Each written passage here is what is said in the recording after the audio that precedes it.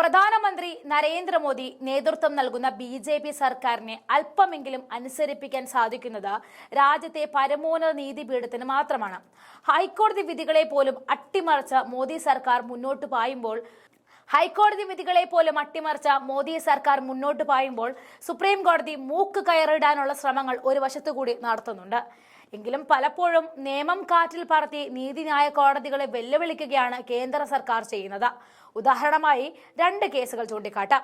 ഒന്ന്, ഹരിയാനയിലെ അശോക സർവകലാശാല പൊളിറ്റിക്കൽ സയൻസ് വിഭാഗം അസോസിയേറ്റ് പ്രൊഫസറും മേധാവിയുമായ അലി ഖാൻ മഹബൂദിനെതിരായ അറസ്റ്റും മറ്റൊന്ന് കേണൽ സോഫിയ ഖുറേഷിക്ക് നേരെയുള്ള അധിക്ഷേപത്തിൽ ബി.ജെ.പി. മന്ത്രി വിജയ് ഷായ്ക്കെതിരെയുള്ള കേസും.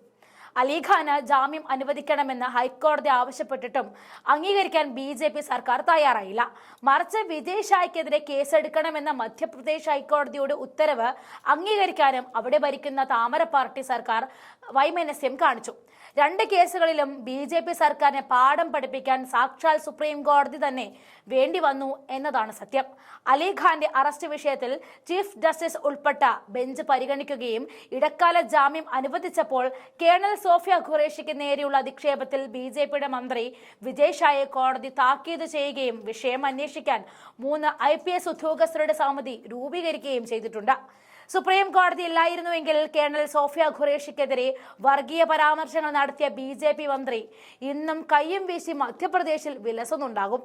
മധ്യപ്രദേശ് ഹൈക്കോടതിയുടെ ഡിവിഷണൽ ബെഞ്ച് സ്വമേധയാ നടപടി സ്വീകരിച്ചതിൽ നിന്ന് തന്നെ അധിക്ഷേപത്തിന്റെ രാഷ്ട്രീയവും സാംസ്കാരികവുമായ പ്രാധാന്യം മനസ്സിലാക്കാം.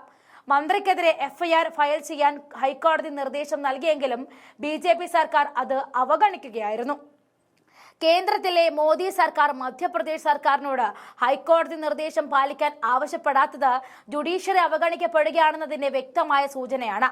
ഇക്കഴിഞ്ഞ മെയ് 12-നാണ് സംസ്ഥാനത്തെ ആദിവാസി കാര്യമന്ത്രി കുൻവർ വിജയ് ഷാ പഹൽഗാം തീവ്രവാദികളുമായി ബന്ധപ്പെടുത്തി കേണൽ സോഫിയ ഖുറേഷിയെ ഭീകരരുടെ സഹോദരി എന്ന് അധിക്ഷേപിച്ചത്.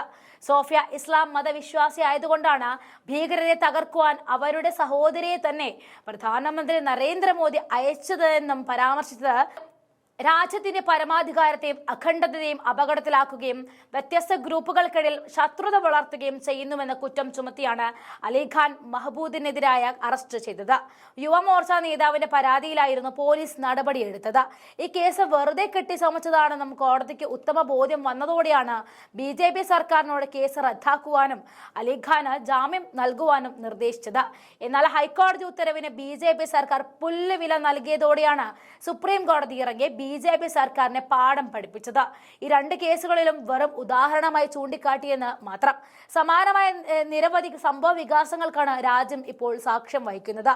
കോടതി വിധികളെ രാഷ്ട്രീയ മാനം നോക്കി ബി.ജെ.പി. സർക്കാർ വ്യാഖ്യാനിക്കുമ്പോൾ അതിന് കുടപിടിക്കാനാകില്ല എന്ന് സുപ്രീം കോടതിയും മുന്നറിയിപ്പ് നൽകുന്നുണ്ട്.